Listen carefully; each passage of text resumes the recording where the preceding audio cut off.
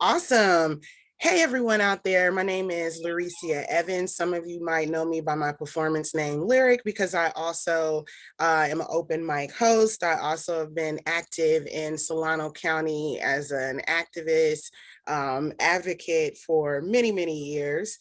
So this today is not about me. I decided to come on here and make a video about a candidate that I am endorsing and who I feel really, really strongly about, Cassandra James. We're not going to take too much of your time, but I do want to just let everyone in Vallejo know what are some of the issues facing North Vallejo, which is District 2. So if you're unfamiliar with the district, that is Country Club Crest, it's Rancho, it's Cimarrons, it's what is that, North Point, North Gate, right there off Whitney.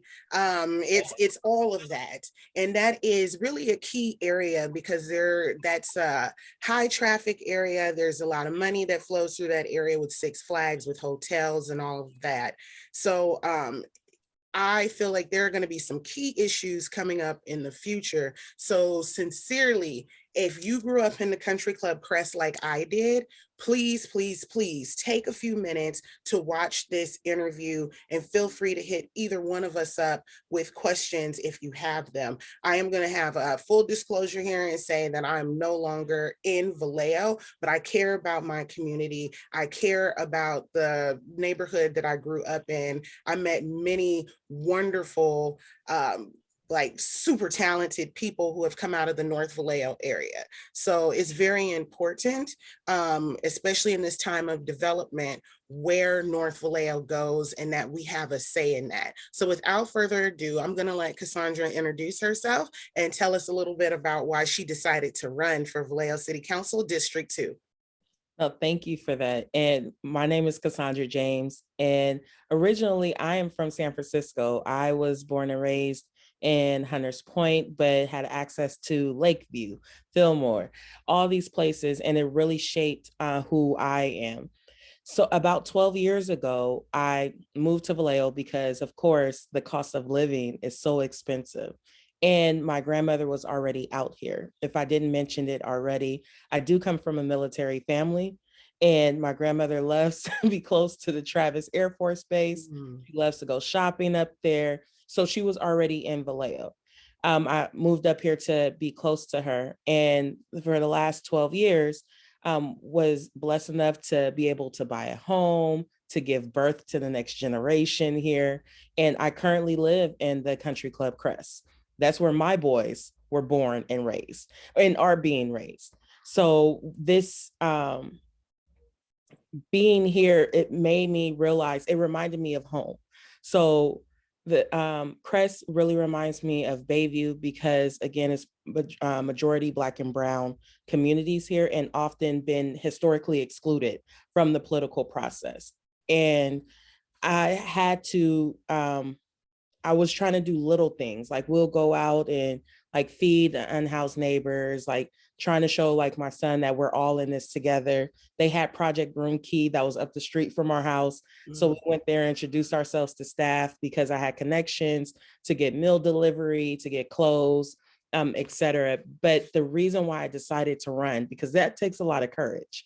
And I Time. who tell it? But I wanted to be, I'm a quiet leader. I don't have to be in front of the cameras. I don't have to be the face of a movement. I like to stay within my lane to get the work done. But we were watching the racial reckoning from the murder of George Floyd. And I had to have that hard conversation with my son about what it is to be Black in America and your interactions with the police. And I was at the forefront of my mind because Vallejo at that time had the 19th deadliest police force. Not only that, but we live in a community that's often criminalized. And I'm raising Black boys, right? So having all of this come together, and you may see one come in, so he learned how to open the door. But my son asked me, what are we gonna do then? Like, we sitting here mad, we're protesting, we're this and that. So what is it that we're gonna do? And that's when I knew I had to do something more. than what it was. And that's why I decided to run for city council, is to turn our frustration, to turn our pain, to turn those hard conversations into policy. Mm. And that's something that I heavily agree with you on. Um, Mine is stashed downstairs with my oldest.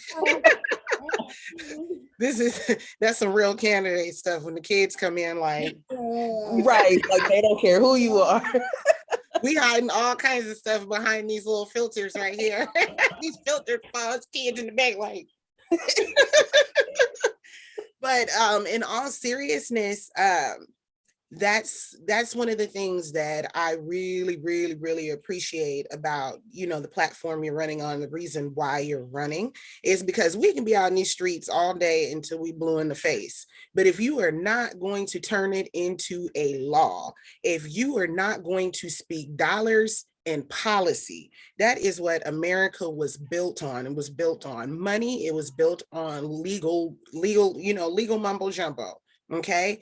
And so there's a lot of people that, I understand you don't want to get involved in the process and, going out here and making some noise in the streets. Well, we need you to get involved in the voting, because it's like, if you don't get involved somewhere, you can't complain about what's going on, because ultimately it's going to stay that way. And that's one of the problems that I see with today's current movements is, okay, we got the attention, but now what?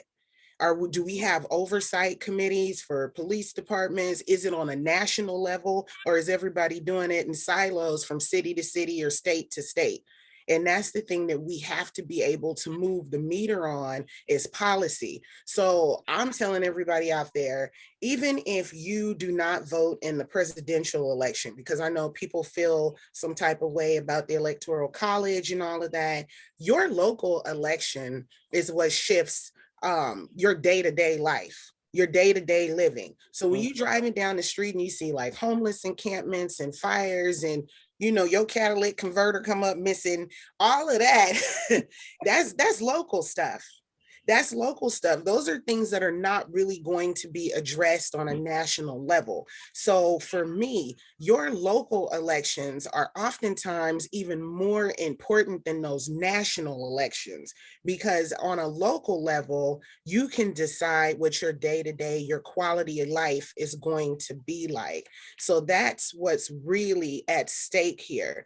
And y'all have to understand, voting in Solano County it's imperative right now, because we are having this economic Bay Area shift where you have so many people from the Bay Area moving here, which is good in a sense, but how does everyone want housing to look 10 years from now?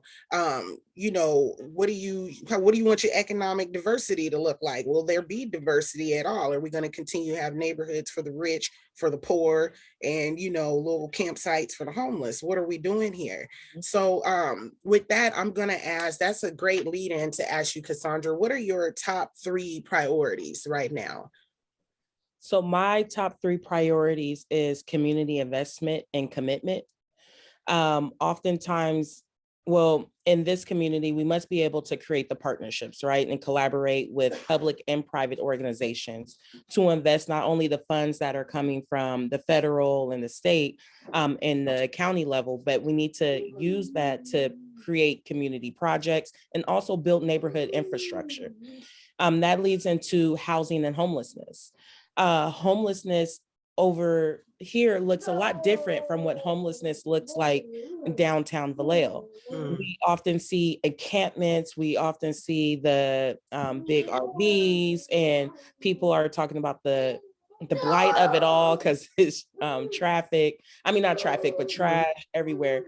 Here we have folks who live in their cars.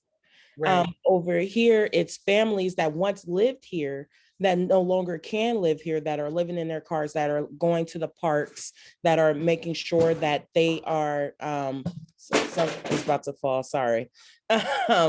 Making sure that they can stay within community. So it's not only we have to expand a housing ladder. So of course we need interim housing and shelters, but how do we get folks from living in cars to this interim housing to being able to get either permanent supportive housing or independent housing, to being able to buy a house, if that's your option, or if that's what you want. Not, and then the last one is reimagining public safety. I know oftentimes we talk about the police and there is a mistrust between community members and police. I had a conversation with someone the other day where they were like, I wanted to call the police, but I was hesitant because I didn't know if I was putting that person at risk. And Right. that's an honest conversation. And we went around saying that we wanted they wanted the police to be present, but they wanted community policing. They wanted where, like, when they grew up, they had an officer who knew their mama and they were scared that the officer was going to tell their mama on them, versus coming in with guns blazing. But also looking at what does radical accountability look like for our communities, and where we hold our community members accountable to, or having those difficult conversations and bringing transparency of, like, we know that you're out here doing this, but we have resources to help you, because usually crime takes place when there's a lack of money, or where there's a lack of economic, or where there is economic instability. So, like, how do we fill that void, but also working with one of the key stakeholders who's supposed to protect you from crime, which is the police department. Right. So I'm going to ask a hard question, because I know another candidate said currently there's nothing that can be done about homelessness. Do you find that to be true? Just in brief, like, is there really something that can be done? Because it is something that's impacting the whole state. And I think a lot of people do feel like, well, there's nothing you can really do because, we're going through this thing with the erosion of the middle class. Like, so what do you think about that? I think that there can be something done, and there's currently stuff being done in regards to homelessness. Just yesterday, the Boys and Girls Empowerment Group, Vallejo Together, developing organizing visions for everyone, and more organizations were out there creating this holistic community-based response. So Vallejo Together leads a community-based response and partners with neighborhood organizations. And they partnered with Orlando, who's the executive director of the Boys and Girls Club, to bring showers out to North Vallejo, and they partner with organizations like Developing Organizing Visions for Everyone, who targeted population is anyone impacted by the criminal justice system. Mhm. So some folks were able to get connected with the case manager at the Boys and Girls Club, or a case manager at Dove, or connected with Vallejo Together, in order to, one, clear up warrants, possibly in order to get IDs, in order to get some clothes. And a lot of folks, it was surprisingly, they were still working. They just wasn't able to take a shower. Or they had but taking that shower was help them to go back to work with confidence, to help them to keep moving forward, right? So that's one. Two, the state we transitioned from Project Room Key. Now the state has funds for Project Home Key. Vallejo did apply for those dollars, and they're building a 48 unit that's going to be in District 2. So it's working closely with our housing and community development department to make sure that some of those units go to those who are currently unhoused in District 2. Also, the city needs the funding to fill the void, because a lot of the organizations are out here, again, doing the work.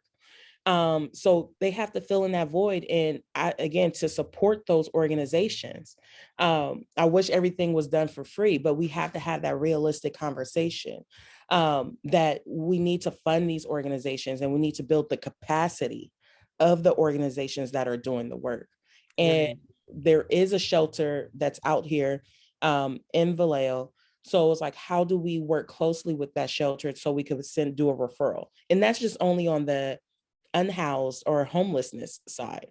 We need a full comprehensive plan and be a part of regional conversations when it comes to housing and building housing. But also we need to do eviction prevention. It would be, the city is getting some like ARPA dollars. The city is also working with a couple of folks. They have a current measure on the ballot what if we created an emergency response plan, rental assistance safety net? Not only for rental assistance, when I say rental assistance, I'm also talking about mortgage too, because we do have our low to middle income homeowners as well. Right, right. So what if we created a safety plan where people could apply up to $5,000 to pay back rent, to pay a security deposit, to pay for 1 month future rent? Right. These are the things that can be done now to when we're addressing housing. That's really good, because housing it's a heavy issue right now, because the more that people push towards Solano County from the Bay Area, where there was a higher median income, meaning, like, for those of you who've heard the term higher median income kicked around, don't know what that means. That means more people make a certain amount. In general, they make this much. And the Bay Area's median income is high. The minimum wage is higher in a lot of places. So when people come this way and they're buying these properties, it's driving the property value up, it's driving up the rental costs, because these folks can afford maybe $2,000 for, a 1 or 2 bedroom, as to where we may not be able to do that, because what our median income is out here, that's ridiculous. But what your median income is maybe in Oakland, it's like, oh, this is a dream, and I get a patio. Right. So, and I mean, some people may look at that and say, well, you from San Francisco. But I mean, you got here, what, 10 years ago? That was a long time before all of that. It was 12 years ago. But the thing, like, if we're talking about, Vallejo is the last affordable Bay Area city that's on the water, right? And if we're having this honest conversation about gentrification, redlining, and some of these policies that were put on the books that prevented specifically Black and brown folks from buying homes and transferring wealth. Right. This is the ramifications of it. You have folks like me that moved out to Vallejo because I couldn't afford $1,400. And that was when I was in my 20s. Right. A month. Right. Coming out here and being able to pay $800 for rent. And that's when I first moved out here. I was able to eat. Because sometimes I was trying to struggle in between, like, am I gonna catch a meal? Like, am I gonna miss this bill payment? But here I was like, oh, okay. Not only can I go to my grandma's house and get me a good plate, but I could feed myself now, right? Right. To wash my clothes. I don't have to do these things. And I'm always conscious of that. Because even when we bought this house, like, it was my grandmother, we co-bought the house. It wasn't like we came out and was able to get it on our own. We co-bought this house, and we were very conscious of the fact that we were buying in a predominantly Black and brown neighborhood. And we were conscious of the fact, what does displacement look like? So luckily the homeowner here, he was like, I'm moving back to the East to be with my kids. So, and he was like, and I wanted to make sure I sold to someone that was reflective of the community and that was reflective of me. That's beautiful. So we were able to have that moment, but we're also very conscious. And that goes back to housing. How do we prevent further housing displacement? So, if you don't mind me interrupting, because sorry, I could be long. Because I want to keep everybody's attention. I know everybody's attention with having to work 3 jobs nowadays. Right. It's pretty short. So, I'm so sorry. One of the things that we talked about, though, the other day, and I'm going to ask kind of like 2 questions in one. I don't know if this might be a key issue for you in the future, but what is a key issue for you in the future? And please speak to the future of the housing in Country Club Crest, because there's always been a concern, even when I was growing up there as a youth, as an adult, that part of it was going to be torn down to make way for a freeway. There is history of that with Melvin Thompson being an activist against, our homes being bought up and freeways and whatever being run through it. And now it kind of looks like it's in that type of jeopardy possibly within the next 3 to 5 years again. So speak to your top issues in the future having to do with District 2 or a particular community in District 2? And also, if that is not something that you think is a top issue, can you address it anyway in Okay. regards to the housing in the Country Club Crest? Yes. So those, it's funny because housing will always be a key issue for me, because housing is the foundation of any community. So and the second one is economic vitality as well. Mhm.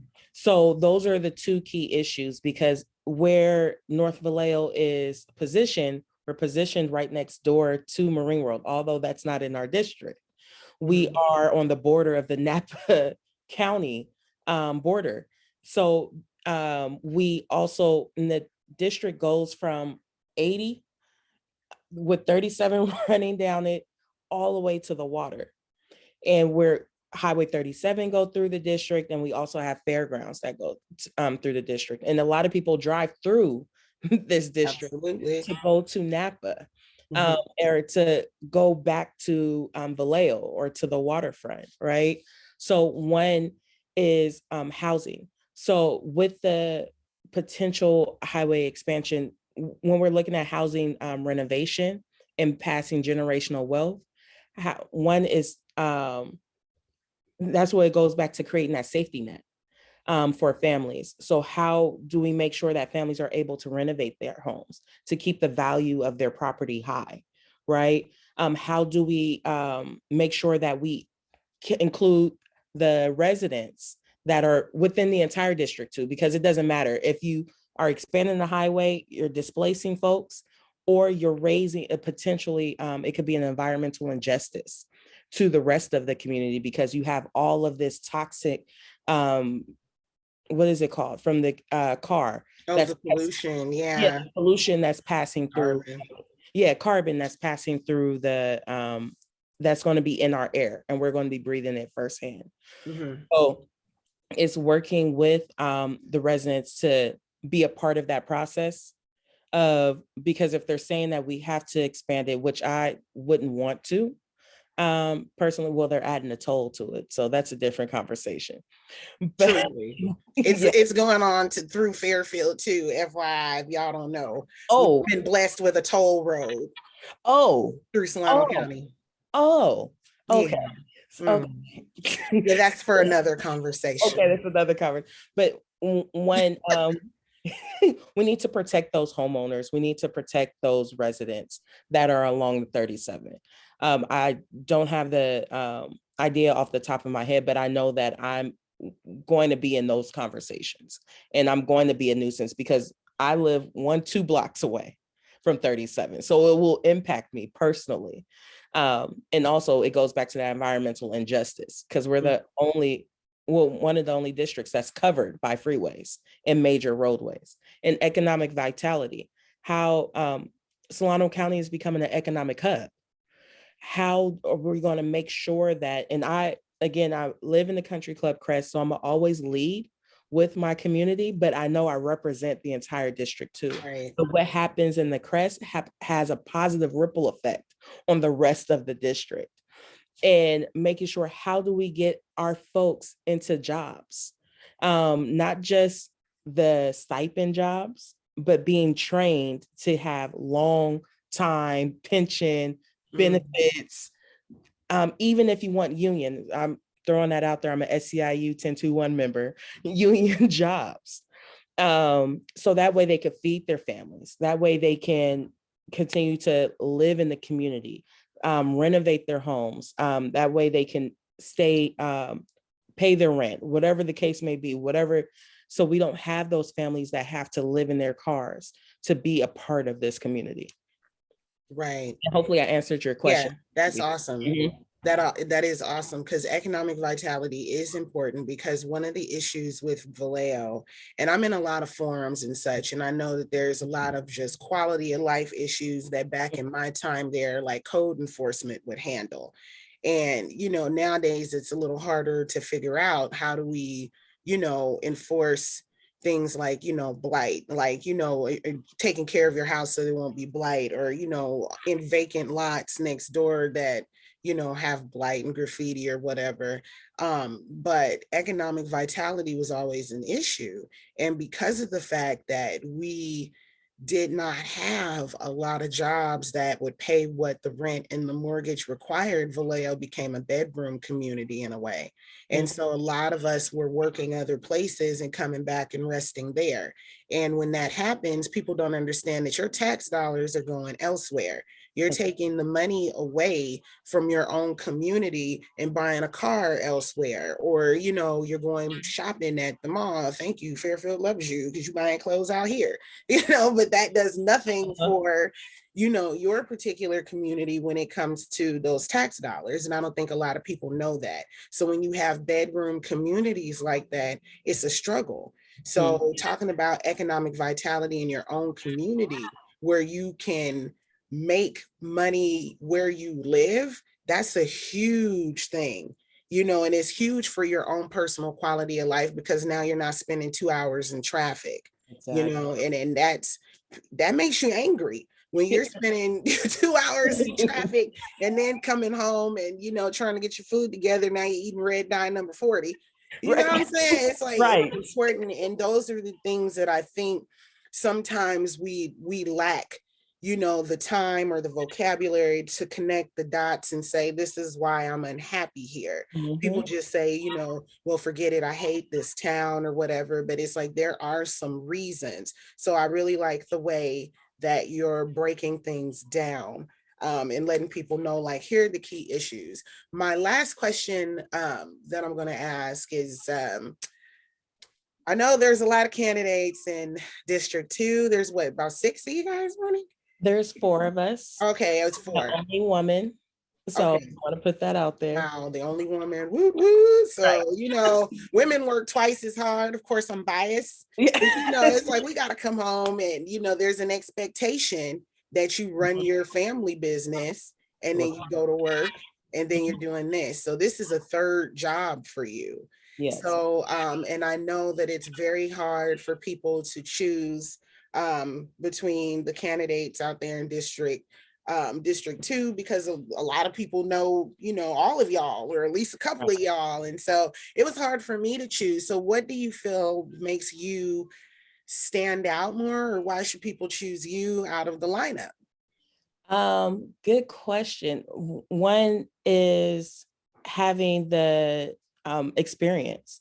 I've been organizing since I was 17, from when I co-organized a protest at my local high school because they wouldn't let us wear free dress, right? And like something so small grew into community advocacy, and working with all, like, a lot of our marginalized communities throughout the Bay Area, from working with women who've been in lockup, women involved in the underground street economy, to transition to working with survivors of domestic violence, to working in housing, formerly homeless individuals dealing with dual diagnoses, and then going over to government.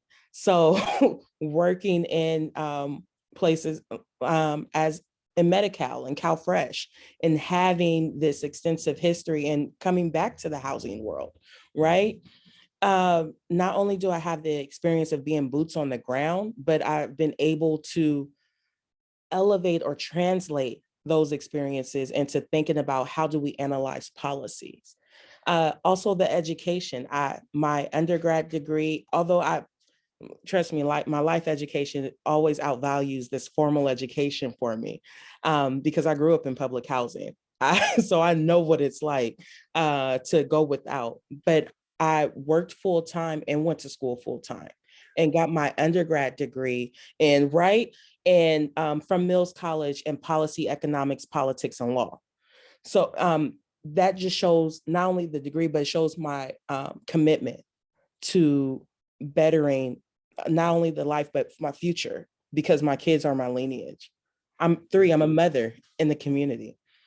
Anybody, your mama's love is the most important thing. So I'm leading with love and compassion, But the backdrop is my education. The backdrop is my experience. And I'm the only candidate that actually lives in the country club crest. We could talk about the crest all day long, but I actually live it. Right. Mhm. And like I live on, it was funny. I had walked up to Kings and they were like, where do Did you you say you walked to Kings? Yes, I did. I mean, say it with your chest, Yeah, because I walking walked to to Kings, even when I was growing up, got a little sketch. right. So, y'all got somebody out here that's running for office and walking to Kings. Right. So I had Yeah, I walked heard up to, that. my grandma wanted some hog head cheese. I couldn't deny her. So but and they were like, where do you live? And I told them the street. They was like, oh, do you know that block used to be hot? I'm like, oh, okay. It's all right, because like this is home. This is where my boys' home is. And I don't mind going to the middle of the street telling y'all to slow down, because we have it's a growing number of young families now, right? That's over here. Like, I don't mind having that conversation. And also there was a conversation about action. I will go out. I talked to the community-based response at Vallejo together after having the conversation with folks over here. Hey, what can we do to bring some services for our homeless folks over here? What can we do to do this? I talked to the project manager at Project Roomkey, which was right up the street from where I live. What is it that you need? How can we work together to make sure that you feel comfortable in the community and that we feel comfortable with you there? So Right. it's all of these things. That's what makes me really stand out. And I'm not the status quo. If we want to have an honest conversation, there's only been one Black woman elected to Vallejo City Council in this city's 155-year history. So when we're talking about the status quo, I'm not the status quo. You don't see Black women sitting up on city council. You don't see Black women under 40 sitting up on city council with 2 kids, who lives in the community that people often talk about but don't experience or live it. So that again, like, I think that's what makes me unique in this. I concur. That's very true. And for those of you who are like, wow, they're harping on this one community a lot. Like she said, she's from there. I grew up there, spent a lot of my adult life there. My grandmother actually just moved in about 2010. So for me, what I need people to know about this is it's a community that a lot of folks in Vallejo, let's keep it real, they make fun of it. You see it on the forums. They have all kind of biases against. I've been told as an adult woman when I was dating that, a gentleman told me he doesn't date women who were raised in the country club crest because they are a certain way. There are still stigmas that stand because of the community you come from. And I'm sure that resonates throughout a lot of communities that have been through systemic oppression and violence and such. I'm sure if you say you're from Hunters Point, or, I'm from North Richmond, a lot of these places, people of all races and from all backgrounds tend to have some ideologies that are a little off. But there are a lot of success stories that come out of communities like these. And like you said, before you experience it, you can still walk down the street. I did it all the time. I came out just fine. Never been to the hospital because I was going down the street to get a sandwich. So I just want to let people know that is why we are discussing this so heavily, because people always look at it like, this is where all the crime is coming from, like it's this epicenter in North Vallejo and it's all coming from there. I'm like, I got friends that was in Rancho, that was, we had some issues over there too. But this particular area tends to get looked at a lot as being, particularly problematic. So this is why we're bringing it up. Right. And with all of that said, when is the last day to register to vote? The last day to register to vote, I believe, is October 24th. Coming up fast. That would be tomorrow. So we want to make sure, because today is Sunday, October 23rd, we want to make sure that you are registered and all of your information is updated by tomorrow. I don't know when the deadline is to update your information, but you want to make sure that you know where your polling place is located. Do know that your job has to give you that time to go vote, even if you are at work all day that day. Mail in your ballots if you haven't already, because I know that deadline is approaching soon as well.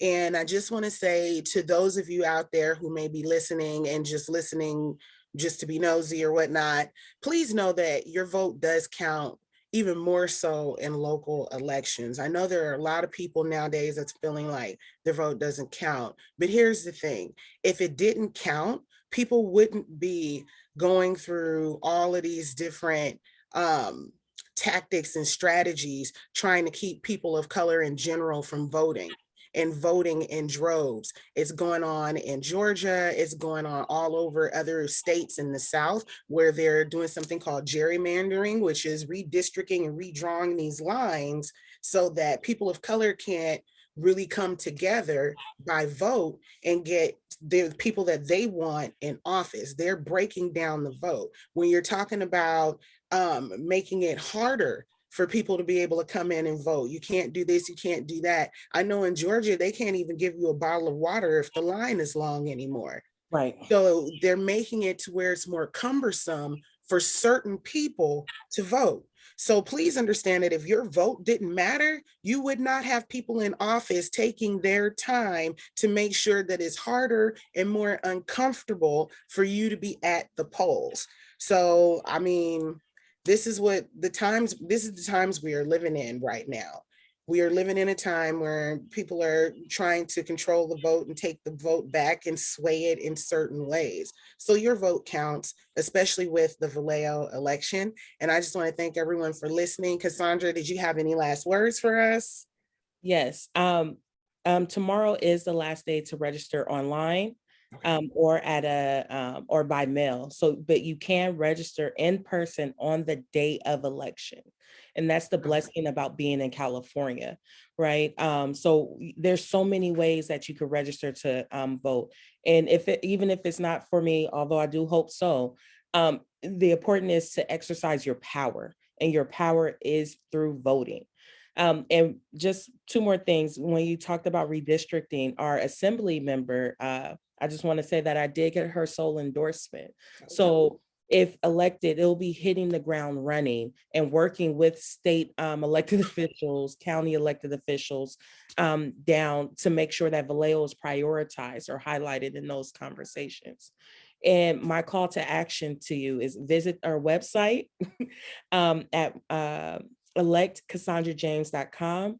I'm also on Facebook and Instagram at Elect Cassandra, even on Twitter at Cassandra CRJ.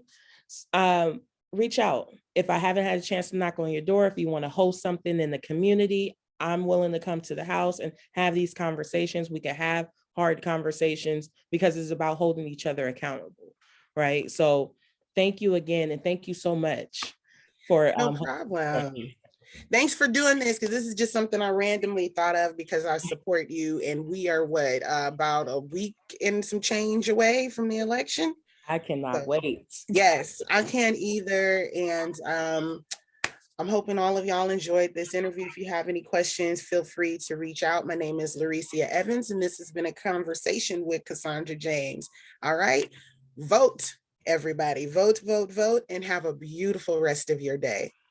Thank you. All right.